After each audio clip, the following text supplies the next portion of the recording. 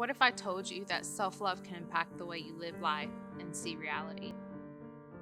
Who and what you allow into your life can affect your well-being and happiness. When our perspective of self-love is distorted, our reality is not always what we make it to be.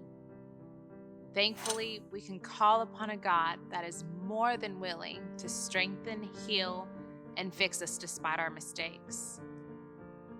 Through my consistency of praising through my self-created storm, He became my healer, my hope, joy, and anchor. He increased my faith, passion, and light, but most importantly, He gave me a new perspective of love. Growing up in church, we learned that we're supposed to love others the way that we love ourselves. But how can we do that when we sometimes don't know how to love ourselves? How can we protect our well-being when we can't protect ourselves from the things that aren't good for us?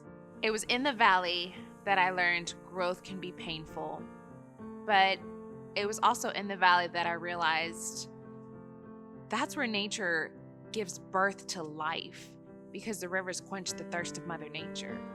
So whenever you see your valley and your obstacle as something necessary to give birth to something in your life, you'll have peace knowing your Heavenly Father will meet your every need.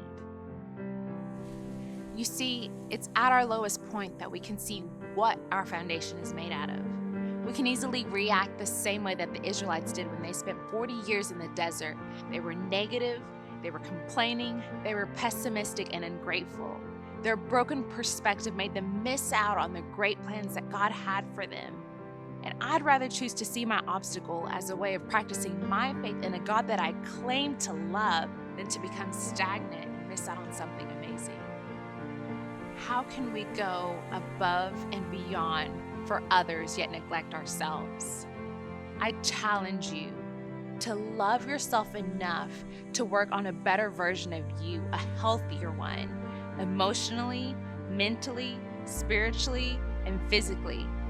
This includes guarding your hearts and your minds from thinking that everyone is your enemy, when in fact, some can be the greatest blessings, but you miss out on it due to undealt with traumas that you didn't allow to process and heal.